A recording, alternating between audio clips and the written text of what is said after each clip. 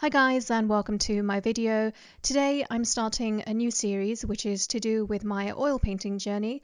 I'll be taking you through the process of me learning how to use oil paints, and I'm hoping that over time I'll improve and I'll be able to let you guys know the things I had difficulty with and the way I learned to overcome them, so that if you guys are going along the journey with me, that maybe the videos will be helpful, or maybe you'll feel like you have a companion in the journey. The first and last time I used oil paints was when I was doing my A-level graphic design. I was 16 at the time, so that was 16 years ago, and I thoroughly enjoyed the process at the time. And if I can find the painting I did, I'll put it up on screen. But if you can't see it on screen, then I'll just tell you that it's a painting of trees, and it's a landscape, and it happens to be a landscape taken from a painting my parents had purchased a long time ago when I was around 8 years old. My parents, when it comes to internal decorating, they love that very old-fashioned style. You know those oil paintings with those golden frames? Yeah, well, my parents have those. I remember the day my parents went and bought those paintings. So there was this man who had a stall, and this was in central London. I can't remember the exact location, but I know it was near the Millennium Wheel. I mean the London Eye. When it was constructed, I was about 9 or 10 years old, so Millennium Wheel kind of sticks in my mind, but it is now the London Eye. Even the Millennium Dome, which is now the O2 Arena, I remember it as the Millennium Dome because that period happens to be a very memorable time in my life, more so than the period that comes after and before it. So anyway, around that area of London, there happens to be a lot of stalls with people selling merchandise for people who are traveling and visiting London. And my parents happened to come across a stall with a man selling his oil paintings. They ended up buying, I think it was about 6 or 7 paintings, and only 2 of them are not up on the wall right now. In fact, they're with me and I keep them because they are my source of inspiration. Anyhow, so the point is, these paintings have been a huge inspiration for me since I was little. I would just stare at them and wonder how they were painted. And then when I was doing my GCSEs, my former graphic design teacher, who was now just randomly going in and out of the classroom, he wanted me to try oil painting. And he told me how to do it. He told me that if you look at the paintings, the colors are usually built up over layers. So I went home and I looked at the paintings at home and I was like, yeah, they actually are. So I got a hold of some pound shop materials, oil paints, canvases, and I painted my first and last oil painting. And I remember thoroughly enjoying the process. I couldn't believe what I ended up painting at the end of it. Obviously, it's a beginner painting and it's not going to be great, but it's the first time I'd ever done it, so I was quite happy with my progress. So fast forward now to 16 years and I'm suddenly thinking about that time again, and I want to try and get back into oil painting. So I managed to find some oil paints in my stack of really bad art supplies, as in the cheap kind, and this one is from B&M. It's the Brunel Franklin paints, and I'm sure nobody has heard of it because it's one of those generic paints that you get in cheap stores. And in terms of the brushes, I have my Winsor & Newton Cotman brush, and then I also have the cheap brushes that I used during my A-levels. To begin my journey back, I wanted to paint a background. So I got my Strathmore sketchbook, I think. Yes, it is, the Strathmore Toned Tan sketchbook. I didn't prime it with gesso because I'm trying to avoid any unnecessary purchases because I'm just getting back into the medium, and what if I don't like it? Or what if I'm not very good at it? And then imagine not enjoying it and then paying all this money for supplies that you're just never going to use again. I just used what I had available, and I happened to have my sketchbook and no gesso, so that's why the paper isn't primed. So while I was doing the first painting, that was the background, I used the old cheap brushes from my sixth form. The bristles on this are much harder, so they are designed for oil paints.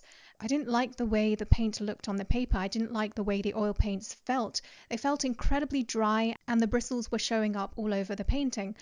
So after struggling with how dry the paint felt and also the bristle marks that were showing up in the painting, I decided to try again, but this time I used the Winsor & Newton Cotman brush, which has softer bristles as it's used for watercolor painting, and I did like that the bristle marks didn't show up on the painting, but again, I was struggling with how dry the paint felt. Nothing was blending the way I wanted it to, and especially not the way I see other people blend with oil paint, so I didn't really understand what was happening at this point. So then I chose to switch over to a drawing I had done of a jewellery. So with this jewellery, I had already painted one stud with oil paints, and this was before I had even begun the 2 background paintings. I had actually done it a couple of days before, and I felt like I had blended okay.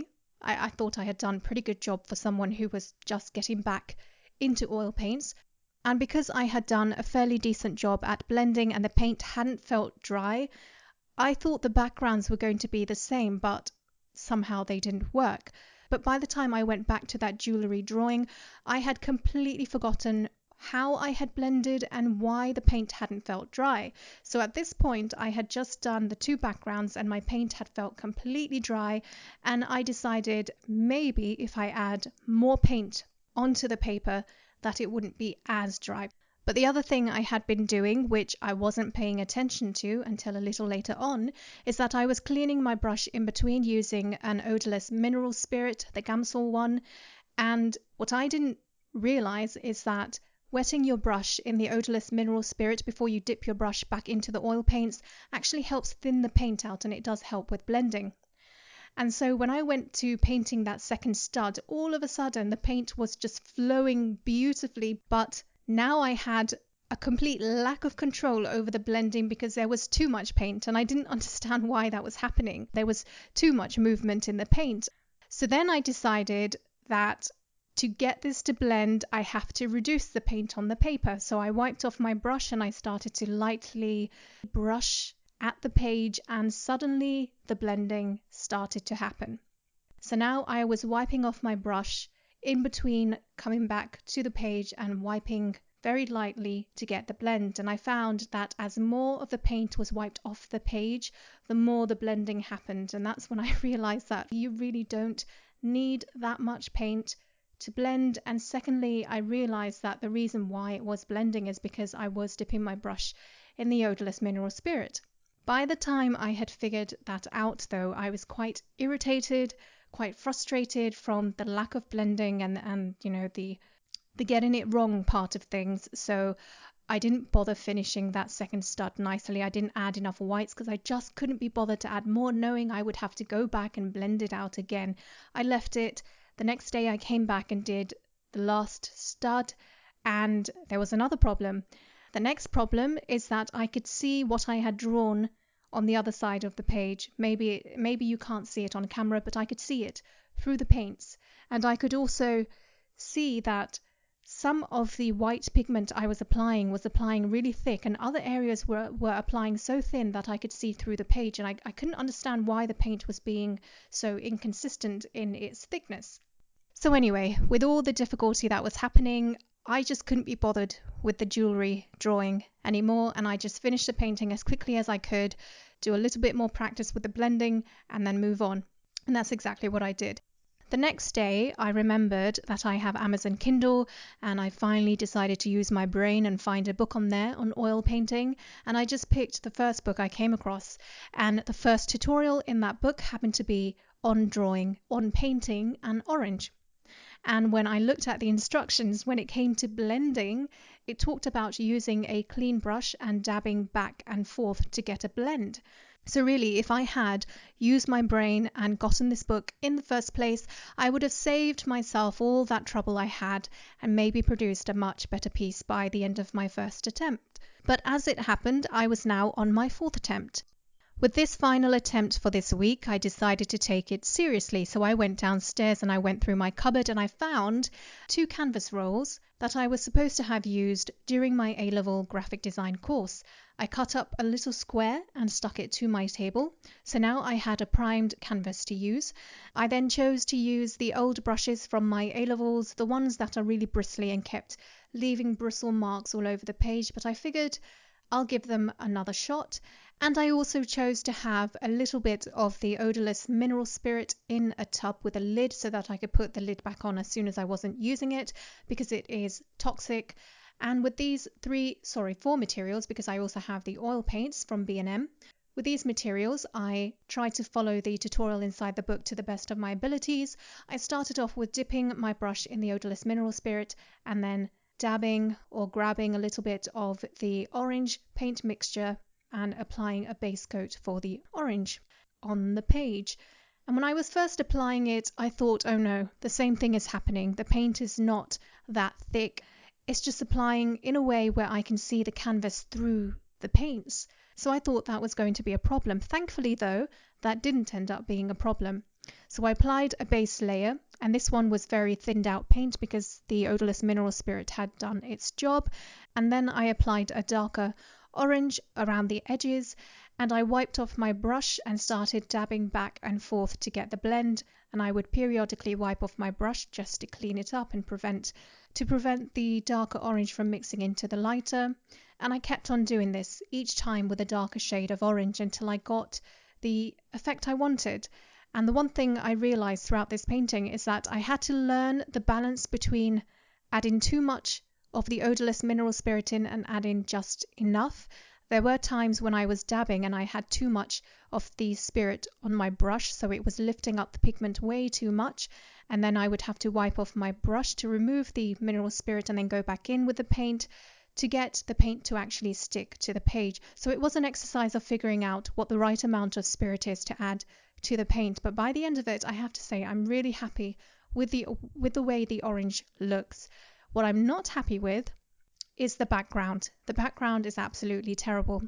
And I'm not surprised by that because I put a lot of effort into figuring out how I wanted to structure the orange, but I didn't put any effort at all into figuring out how I wanted to do the background. And I'm the kind of person where I need to think things through before I act. Some people, they can just go straight into acting and they can get it right. Acting as in implementing their strategy, whatever it is they want to do. Some people can just go straight into learning as they do, but I'm the kind of person that needs to think and analyze before I begin acting, and I didn't do that with a background. So there are certainly things that I need to improve upon it, but one of the major things that I realized while I was painting this orange is that I should have done the background first. By doing it second, the parts of the bristles on the brush that were sticking out at random areas, they kept swiping on the orange, so the darker parts from the background and the lighter parts from the background kept going onto the orange, and it kind of ruined that very nice crisp edge that the orange had in the beginning. From this point onwards, therefore, I plan on doing the background first and then doing the subject of the piece second so that they stand out and they don't have any of those weird edges going on.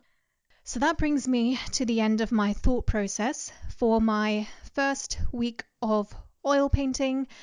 My question for you guys is, do you have any advice for me on what I can do to help make my oil painting journey a little bit easier? And if you do, please mention it in the comments below. So that's all I have to say for this video. I hope you enjoyed seeing me mess up and then hopefully redeem myself a little bit in the end. And thank you guys for watching, and I hope to see you next time.